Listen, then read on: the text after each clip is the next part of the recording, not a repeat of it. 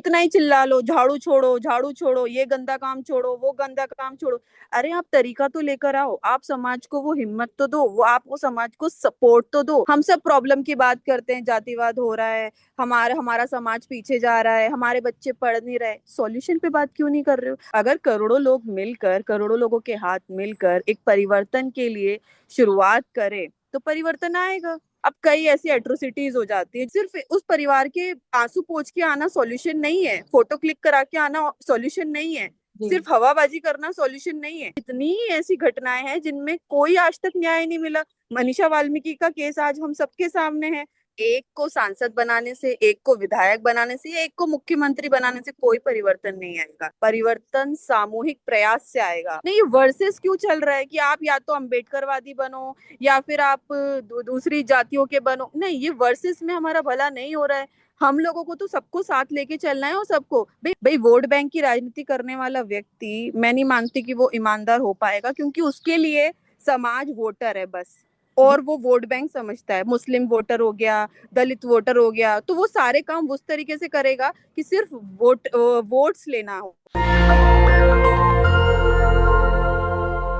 नमस्कार, मैं निधि रतन और आप देख रहे हैं नेशनल दस्तक। मेरे साथ हैं आज खास मेहमान डॉक्टर रोहिणी घावरी। स्विट्जरलैंड से लगातार उन बच्चों के लिए आवाज उठाती हैं जिसका सपना डॉक्टर अंबेडकर के साथ साथ तमाम उन बहुजन महापुरुषों ने देखा था कि बहुजन समाज झाड़ू छोड़कर कलम पकड़े और ऊंचाइयों के कदमों को चूमे। सोचिए, उसी मुहिम के साथ आगे बढ़ रही हैं और उन्होंने एक विजन देखा है कि 1,000 बच्चों को विदेश में पढ़ने के लिए भेजना। उन्हीं से जानेंगे पूरा ये रोड मैप क्या है और किस तरीके से ये सपना देखा कि बच्चों को आखिर शिक्षा के क्षेत्र में लाया जाए। रोहिणी जी, हमारे चैनल में आपका स्वागत है।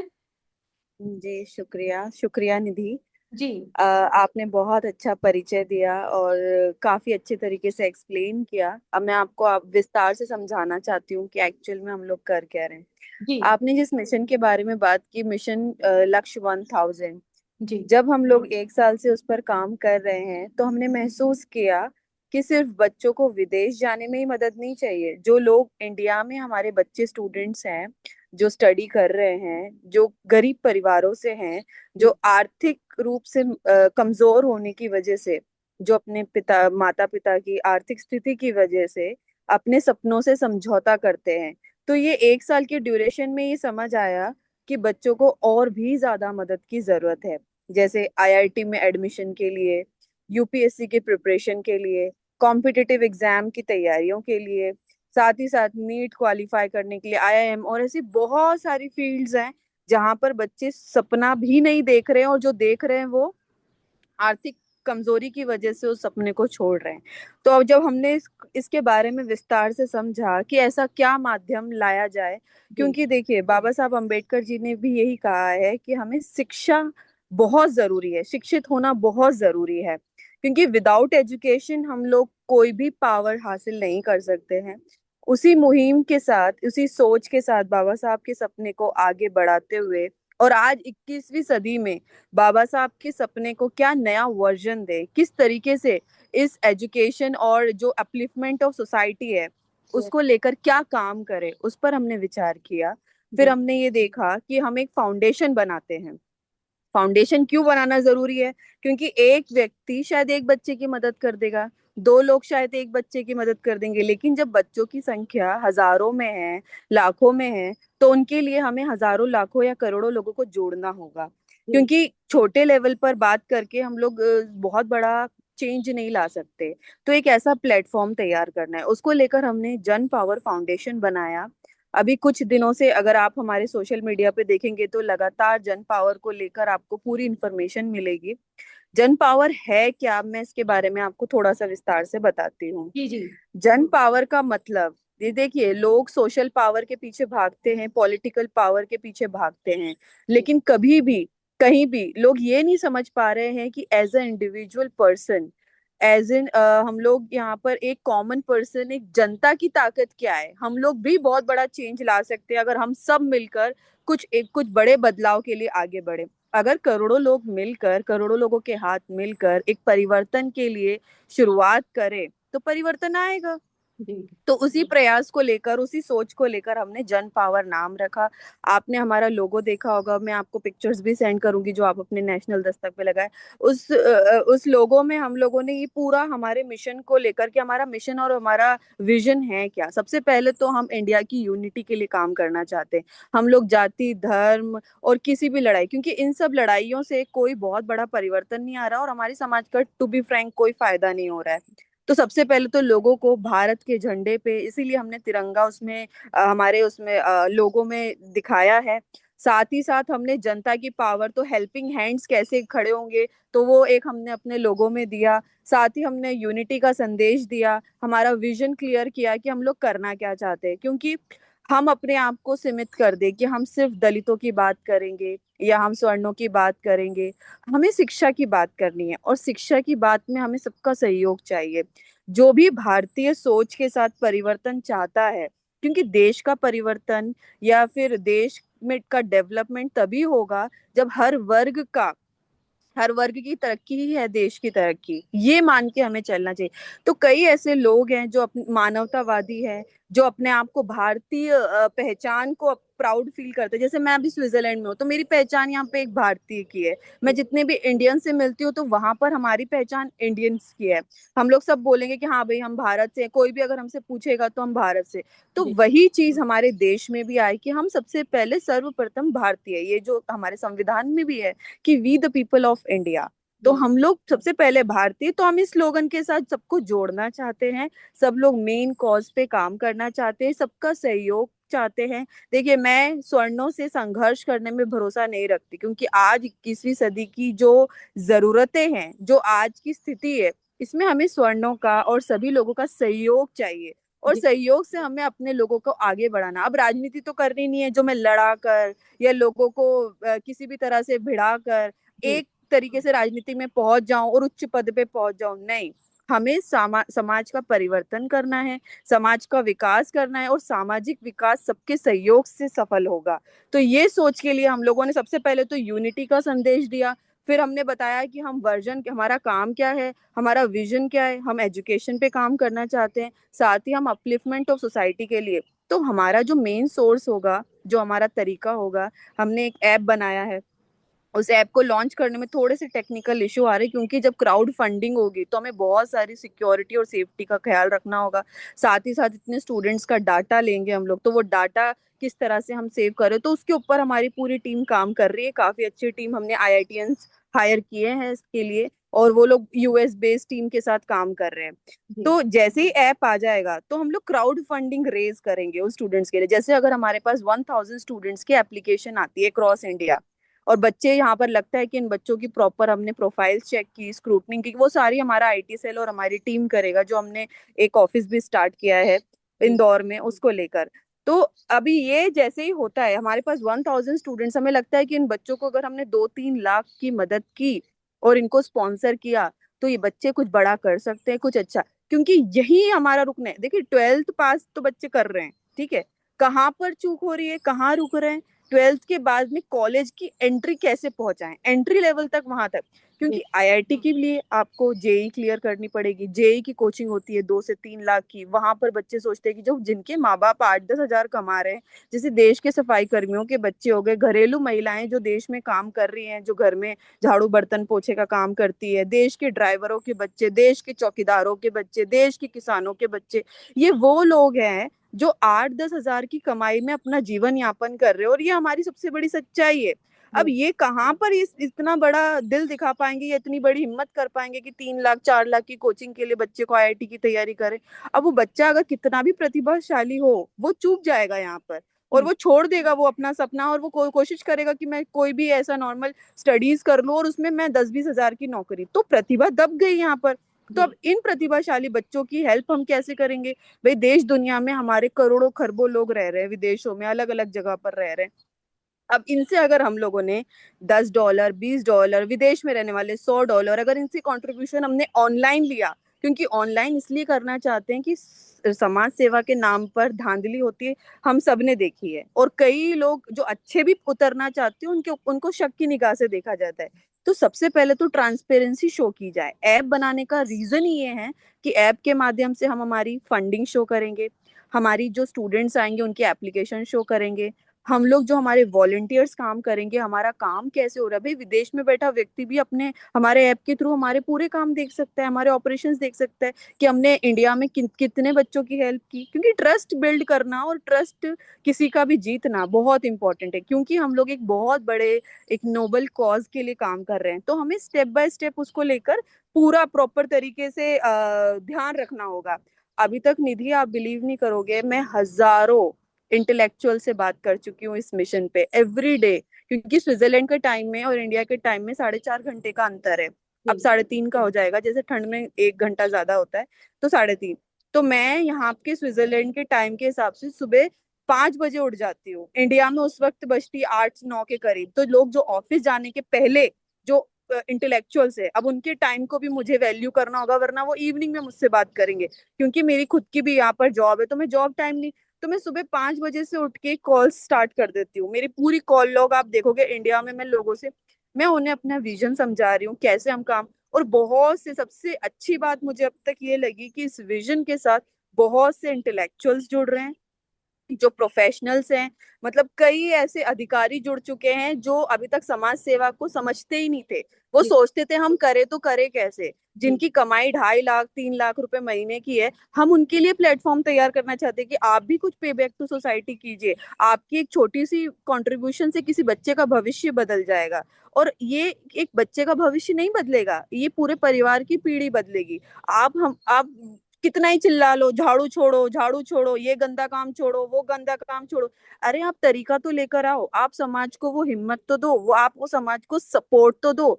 आप उनके परिवारों के बीच बैठकर किसी विजन की बात तो करो, उन्हें बताओ कि अगर आपका बच्चा 8 साल का है, 8वीं क्लास में है, 10वीं क्लास में है, 10th में 12th में, तो उस बच्चे के लिए हम लोग ये मेहनत। तो हमने कभी ऐसे कुटुंब का निर्माण नहीं किया। हम लोगों को एक वर्ल्ड लेवल पर एक तरीके से जन पावर एक कुटुंब का निर्माण है कि भाई हमारे किसी गरीब परिवार की मुसीबत में हम लोग सब सपोर्ट में उसके साथ है।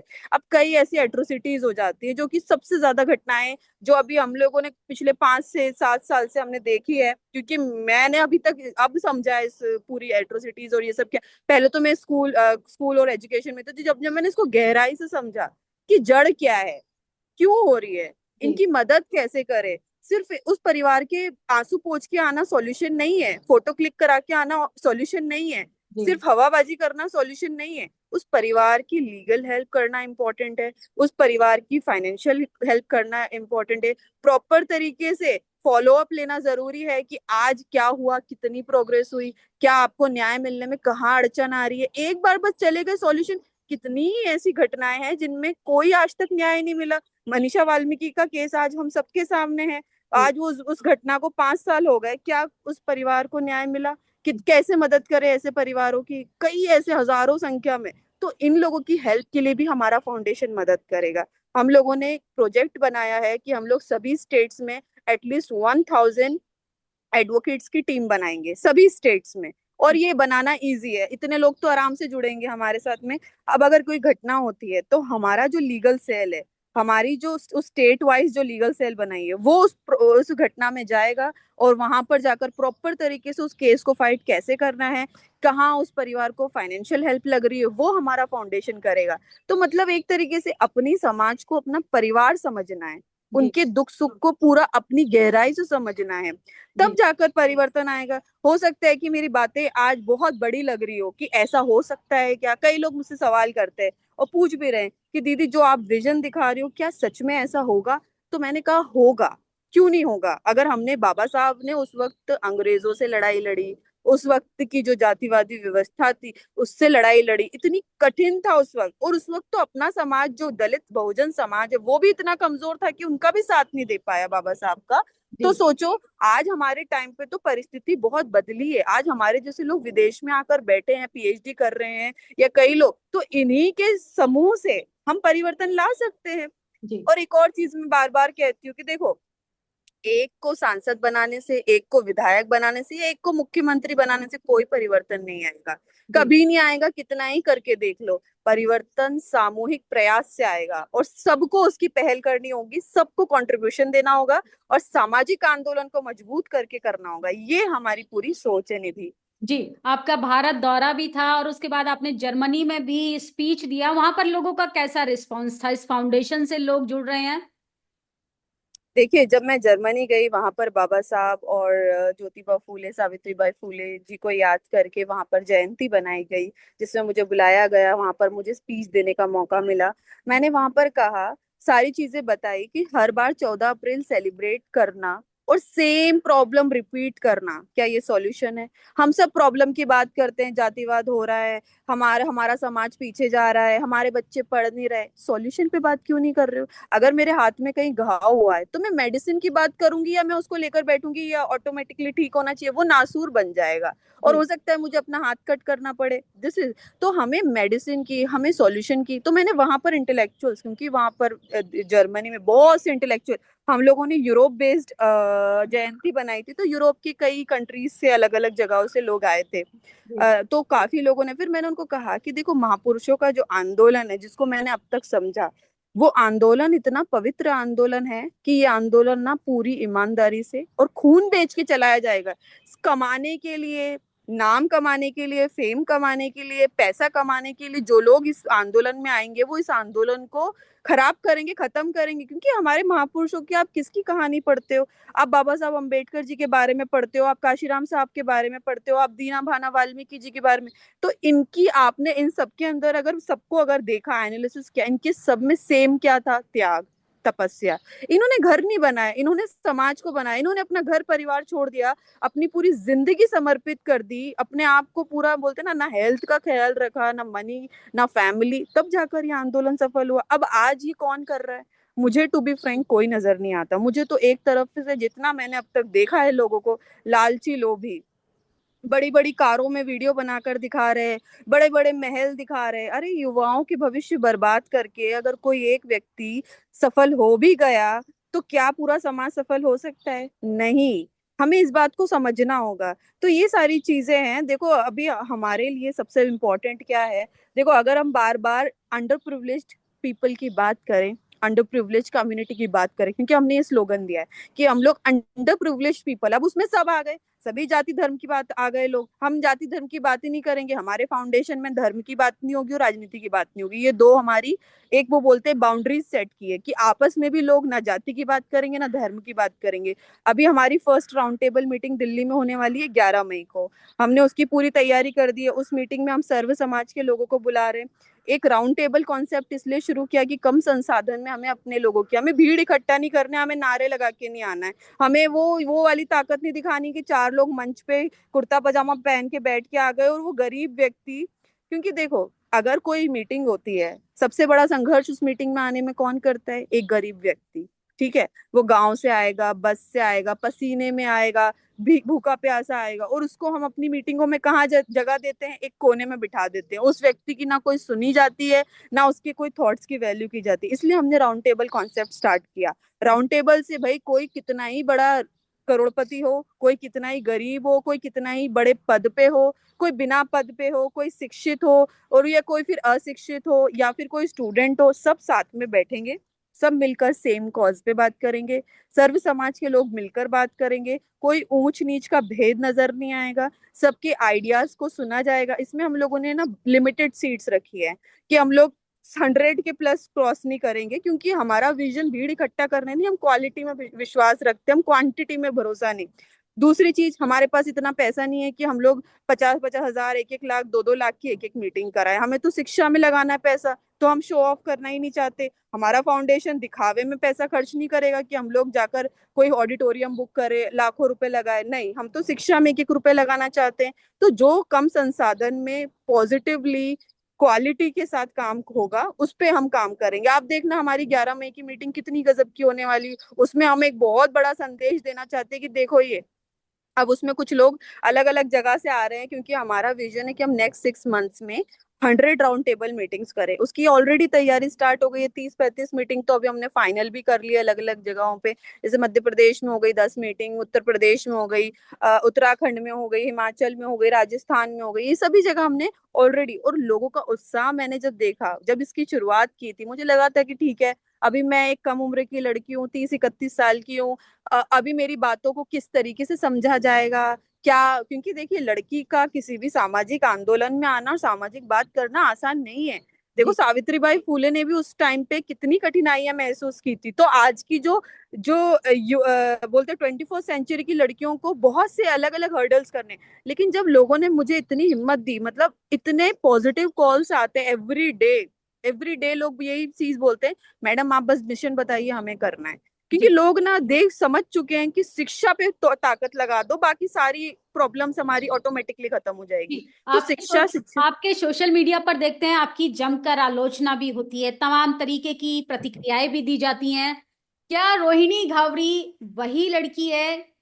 क्योंकि कहीं ना कहीं एक महिला के किरदार पर उंगली उठाकर कमजोर तो बनाया जाता है। ये तो पितृसत्ता और जाति प्रधान देश की पहचान रही है, तो कैसे हैंडल करती है इन तमाम चीजों को? क्योंकि महिलाएं जो है एज अ गर्ल स्टूडेंट्स भी आपको सुन रही होंगी, कई बार लड़कियां डर जाती हैं, बच्चियां डर जाती हैं कि अरे हमारे चरित्र पर उंगली उठाई जा रही है, तो हम एजुकेशन के फील्ड में कैसे जाएं, राजनीति में कैसे जाएं, वोकल कैसे हो? तो उन लड़कियों के लिए क्या मैसेज देंगी, कैसे हैंडल करती हैं ये सब नेगेटिविटी को?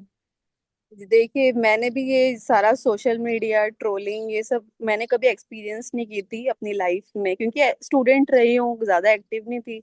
लेकिन जब यूनाइटेड नेशंस गई, वहां पर जाकर एक पब्लिक इमेज क्रिएट हुई। काफी लोगों ने पैरेलली चला, दोनों आलोचना भी की, कई लोगों ने तारीफ भी की। तो ये 2023 में जब मैं 2023 मार्च में मेरी पहली स्पीच थी यूएन में, तब से ये सिलसिला सबसे ज्यादा शुरू हुआ। अब कई लोग इसीलिए मेरी आलोचना करते हैं, क्योंकि मैं सर्व समाज की और देश की बात करती हूँ, मैं राष्ट्रवाद की बात करती हूँ। अब कई लोग चाहते हैं कि मैं सिर्फ अंबेडकरवाद की बात करूँ, और जो सेम वो लोग चल रहे हैं जिस तरीके से। मेरा पैटर्न अलग है, मेरा तरीका अलग है, मैं समाज का कल्याण अलग तरीके से करना चाहती हूँ। मैं अपना भला नहीं करना चाहती हूँ, सेल्फ इमेज क्रिएट नहीं करना चाहती हूँ, इंडिविजुअल सक्सेस नहीं चाहती हूँ, मैं सोशल सक्सेस चाहती हूँ, मैं सोशल पावर गेन करना चाहती हूँ। तो मैं सबकी मदद चाहती हूँ, मैं स्वर्णों से बात करती हूँ, उनकी हेल्प चाहती हूँ। और आप बिलीव नहीं करेंगे, मेरे जो कांटेक्ट में जितने भी स्वर्ण समाज के लोग हैं, मैंने उनके अंदर कभी भी जातिवाद नहीं देखा।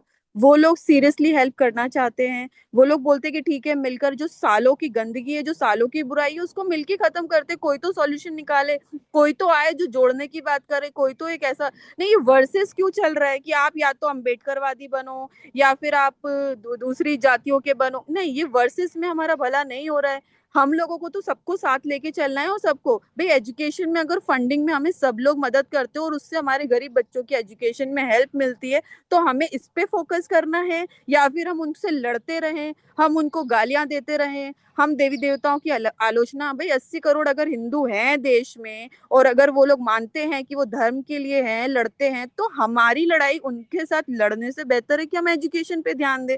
हमें सबकी आस्था का सम्मान करना है। कोई अगर अपने मन की पांच शांति के लिए 5 मिनट के लिए मंदिर जाता है, गुरुद्वारे जाता है, चर्च जाता है, या अम्बेडकरवादी लोग बाबा साहब को नमन करते हैं, या फिर हम लोग अपने महापुरुषों को मानते हैं, तो सबका अपनी अपनी आस्था का ऑलरेडी इतना लेवल पे लाइफ हमारी आगे बढ़ चुकी है कि लोगों की लाइफ में ऑलरेडी डिप्रेशन है, स्ट्रेस है, बहुत सारी फैमिली इश्यूज है। अब उस पे भी हम उनको धर्म के नाम पर और उनकी उनकी मानवता और उनकी मान्यता के और उनके भरोसे विश्वास के नाम पर हम उन पे लड़ते रहें, तो ये सॉल्यूशन नहीं है। जी। आप हमें इस बात को मंदिर की समझना बात होगा, की, हमें आपने एक्सेप्टेंस मंदिर, लेके जी जी, आपने हम्म। मंदिर की बात की और इक्वालिटी की बात आप कर रही हैं।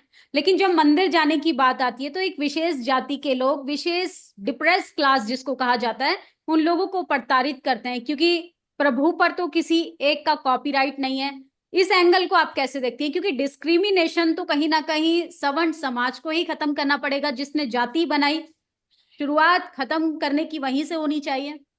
होनी चाहिए, मैं एक्सेप्ट करती हूँ, और मुझे बहुत दुख होता है जब लोग सिर्फ जाति के नाम पर कहीं ना कहीं हिंसा होती है, क्योंकि ये रेशियो तो है, एक्सेप्ट हम करते हैं, लेकिन इसको खत्म कैसे करा जाए, कैसे लोगों के अंदर इस चीज को क्रिएट किया जाए कि देखो हम सब इंसान हैं, हम सब देशवासी हैं, हम सब भारतीय हैं, क्या ऊंच क्या नीच। आप सिर्फ और सिर्फ छोटी जाति की वजह से कई बच्चियों के हमारे रेप होते हैं, कई परिवारों को उजाड़ दिया जाता है, लेकिन ये मानसिकता, अब हमें ये भी समझना होगा कि 10% 20% लोगों की मानसिकता की वजह से हम पूरे समाज को दोष नहीं दे सकते। उन जी लोगों में भी कई मानवतावादी लोग हैं और कई राष्ट्रवादी लोग हैं जो इस तरह की चीजों में ना विश्वास रखते हैं, ना करना चाहते हैं, और उल्टा वो हमारे साथ विरोध भी करते हैं। मैं कई एट्रोसिटीज पे लिखती हूँ ना, तो स्वर्ण समाज के लोग मेरे साथ आवाज उठाते हैं उस चीज में कि नहीं, ये अन्याय है, ये गलत है, इस पे होना चाहिए। अब कई लोग तो हमें हमें एक्सेप्ट करना होगा कि दोनों तरह के लोग हैं। अब 140 करोड़ का देश है, उसमें हम सबको सबको बदल भी नहीं सकते, सबको परिवर्तन। कई लोग ऐसे हैं जो सच में जिनके अंदर है क्रिमिनल मानसिकता है, मेंटेलिटी है, तो हमें उनसे मिलकर कानूनी तरीके से लड़ना है, ना कि हमें पूरे के पूरे समाज को दोष देकर उनसे नफरत करनी है। जी आपने अपनी सोशल मीडिया के माध्यम से एक समाज को मैसेज दिया कि डीलर नहीं अब लीडर बनने का समय है, तो समाज को क्या मैसेज देना चाहती हैं कि सबको राजनीति में भी आना जरूरी है या सिर्फ एजुकेशन आपका फोकस रहेगा? देखो, लीडरशिप का मतलब सिर्फ पॉलिटिकल लीडर नहीं होता, सोशल लीडर्स होते हैं, और बहुत सारे मोटिवेशनल पीपल जो मोटिवेट करते हैं, है ना, वो लीडर्स होते हैं, बहुत सारी चीजों में लीडर। अब इसमें मैंने ये डीलर और ये लीडर वाला स्टेटमेंट, आप जानते हैं किसका है? ये काशीराम साहब का है। उन्होंने कहा था कि भाई समाज में हमें लीडर पैदा करना है, डीलर नहीं। अब उन्होंने भी तो वो चीज महसूस की होगी, वो 90s की पॉलिटिक्स की बात कर रहे हैं, जब बसपा का गठन हुआ, बसपा बनी, और उस वक्त की, तो उस वक्त जो उन्होंने महसूस किया कि किस लेवल पर लोग जा रहे हैं, और जो एक्सपीरियंस अभी आज भी हम कर रहे हैं। आप किसके समर्पण को देख रहे हो कि कौन सा ऐसा व्यक्ति है जो अपना घर बेच के या अपना पूरा घर समर्पित करके समाज सेवा में आ गया हो? नहीं, मैं हमारे पास ऐसे एग्जाम्पल नहीं है। दलित लीडर चूल्हे पे राजनीति करते करते, गरीबी दिखा दिखा के, कब चार्टर्ड प्लेन और हेलीकॉप्टर में उड़ने लग जाते हैं, हम ही देखते, और समाज वहीं का वहीं रहता। तो ये डीलर शब्द उनके लिए है। भाई, वोट बैंक की राजनीति करने वाला व्यक्ति, मैं नहीं मानती कि वो ईमानदार हो पाएगा, क्योंकि उसके लिए समाज वोटर है बस, जी और वो वोट बैंक समझता है। मुस्लिम वोटर हो गया, दलित वोटर हो गया, तो वो सारे काम उस तरीके से करेगा कि सिर्फ वोट्स लेना हो। तो जी जो समाज को परिवार समझता है ना, वो लीडर बनता है। जो अपने आप को बोलते, मैंने क्या कहा, बहुजन आंदोलन वो आंदोलन है जिसमें आपका खून बेच के, तो ये एग्जाम्पल सिर्फ इसलिए है कि आपको उस लेवल पे समर्पण करना होगा कि वक्त आया कि भाई हमें, हम शायद पैसों की ताकत को भी खत्म कर चुके हैं, मैं सब कुछ अपना लुटा चुकी हूँ, अब क्या दूं, तो मैं खून भी दे दूंगी, जी लेकिन मैं इतनी ईमानदारी से काम करूंगी। मतलब कहने का मतलब वो है। तो वो ईमानदारी जिस दिन आएगी ना, तब लीडरशिप। आज अगर हम दलित समाज की राजनीति को देखें ना, जितना मैं समझ रही हूँ 5 साल से, क्योंकि देखो हम सब लर्न करते हैं, है जी ना, स्टेप बाय स्टेप। हमारी भी टीन एज में हम लोग कुछ ऑल पर्सनैलिटी होते हैं, 30s में हम लोग बहुत मेच्योर होते हैं, या उस तरीके से बात करते हैं। मेरा भी 30 स्टार्ट हुआ है, तो मैं अभी और मेच्योर हूँ। अब अगर आप 5 साल पहले की रोहिणी को देखोगे, तो वो अलग चुलबुली, अलग तरीके से बात करने वाली, फैशन करने वाली, या वैसे होगी। लेकिन अभी कुछ और मेच्योरिटी आई है, अब विजन को लेकर बात करती हूँ। अब अपने आप को सीमित कर दिया है, ज्यादा फ्रेंडशिप में भरोसा नहीं करती, अपने आप को एकदम प्राइवेट कर लिया है, अकेले रहना पसंद करती हूँ। तो वो चीज होती है टाइम के साथ। तो अब जो दलित राजनीति में समझा, अभी देखो बहन जी के ऊपर बहुत भरोसा, मैं तो अपनी सच बता रही हूँ। मैंने अगर अभी दलित लीडर आइडियली किसी को देखा, माना, बड़े होने के बाद जब समझा, तो हमने सिर्फ बहन जी को माना।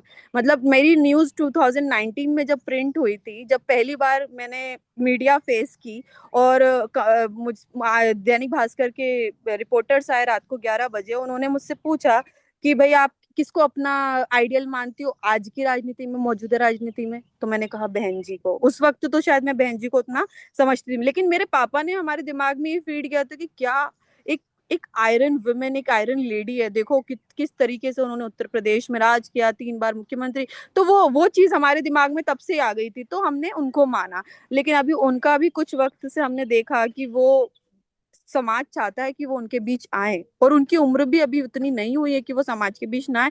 एक बार जब वो समाज के बीच में निकले ना, तो समाज उनके ना जो ऑरा है, उससे ही बहुत वो हो जाएगा कि भाई देखो हमारे बीच में मायावती जी आई है, हमारे बीच में बहन जी है, मतलब बहन जी को देखना, बहन जी से मिलना भी सपना है समाज का, और कई लोगों का, इवन मेरा भी है। मेरा मुझे मेरा भी खुद का बहुत शायद प्रयास पर्सनली लगेगा अगर मैं उनसे मिलने चाहूँ, में।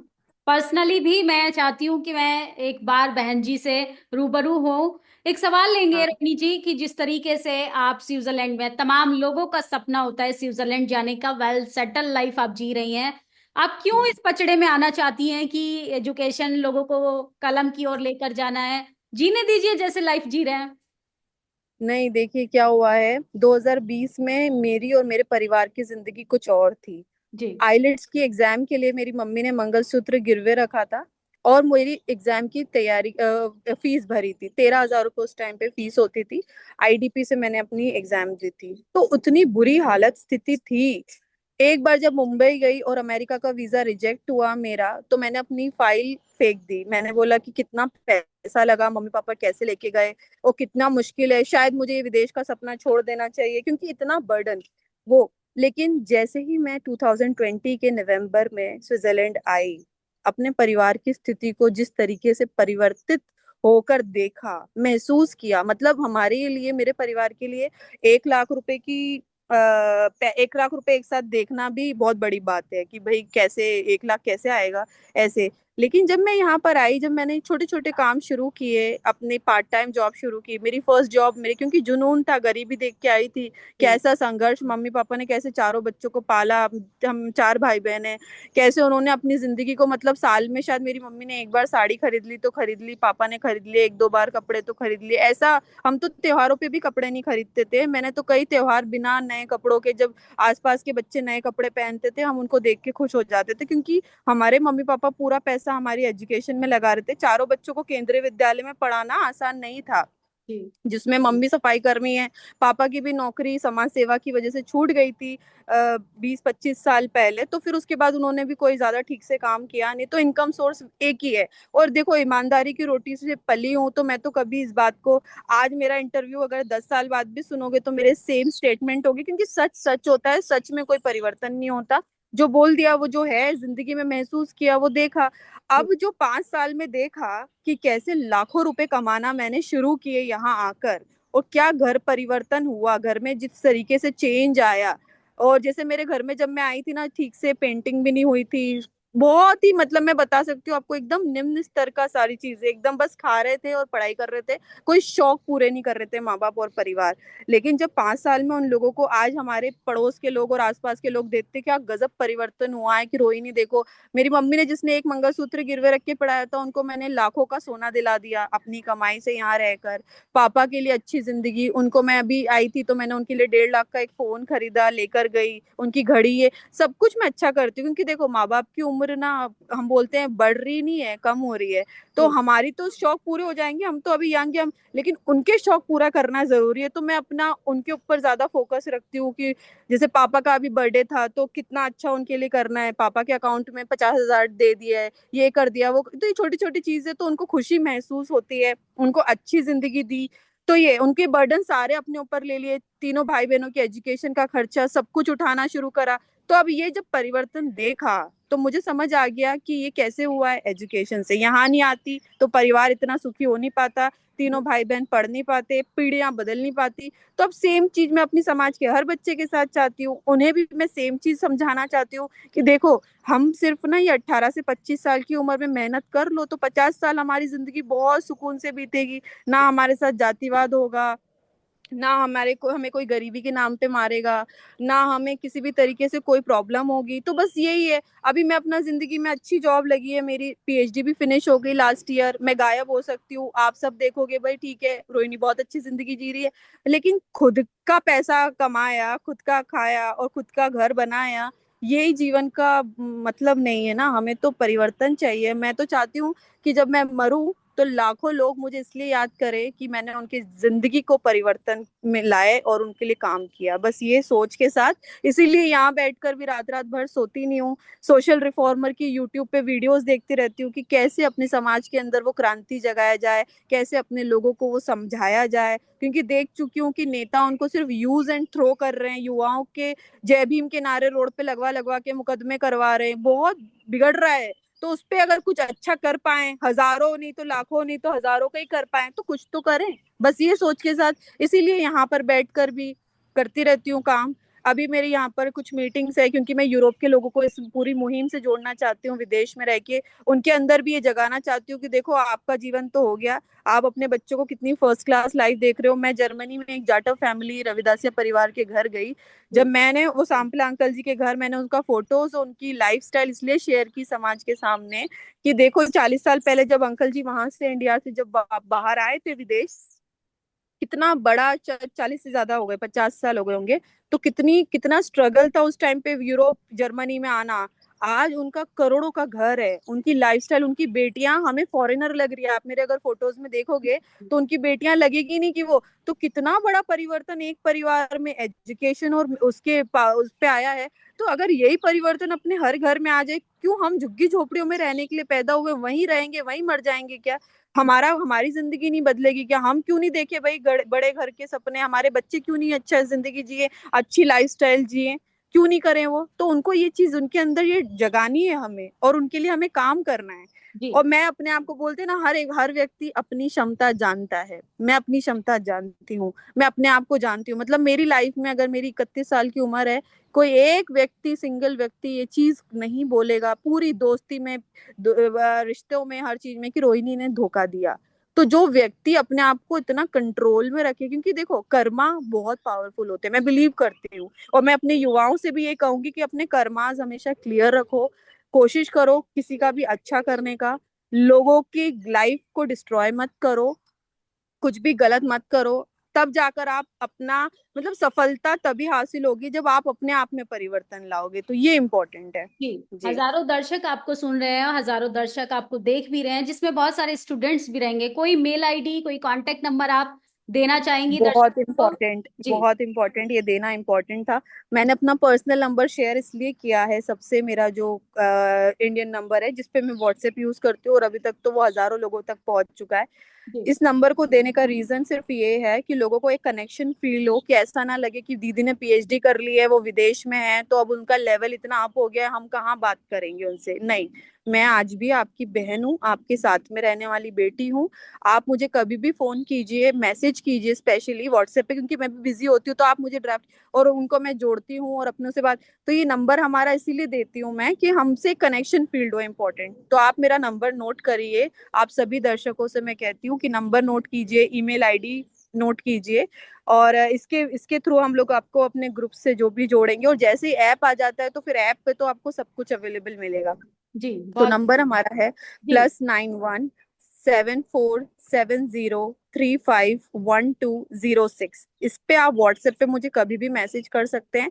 मैं एक दिन के अंदर कोशिश करती हूँ कि सबको रिप्लाई करूँ, रात में लेट नाइट भी रिप्लाई मिले तो मिलता है, लेकिन मैं करती जरूर हूँ सबसे बात। जी, और ईमेल एड्रेस भी आप जरा बता देंगे तो दर्शकों को आसानी होगी। ईमेल एड्रेस मेरा है, मेरा नाम रोहिणी, ROHINI GHAVARI 007 @gmail.com। ये मेरी पुरानी 5 साल पुरानी ईमेल आईडी है, इसलिए इसमें अभी मैंने डॉक्टर नहीं लगाया, क्योंकि डॉक्टर तो मेरे नाम के आगे 1 साल पहले ही लगा है। और जी बहुत खुशी होती है कि ये मैंने खुद जीता है, हासिल किया है। तो अब जब लोग बोलते हैं डॉक्टर साहब, तो अच्छा लगता है, फील होता है। जी। तो बहुत बहुत तो शुक्रिया ये देखिए। हमसे हाँ बातचीत जी, करने के लिए, डॉक्टर रोहिणी घावड़ी जी। इस समय हमारे जी, साथ बातचीत कर रही थी, और सोचिए अब बहुजन की नहीं जन की बात होगी, और वो भी एजुकेशन के साथ।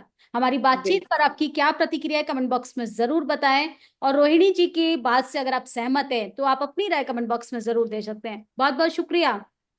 Thank you. नेशनल दस्तक की आपसे गुजारिश है कि अगर इसको बचाना चाहते हैं तो नेशनल दस्तक को सब्सक्राइब करने के लिए रेड कलर के सब्सक्राइब बटन को दबाएं, फिर बेल आइकन की घंटी दबाएं। नेशनल दस्तक को बचाने के लिए बहुत जरूरी है कि हर खबर को शेयर करें, लाइक करें, कमेंट जरूर करें।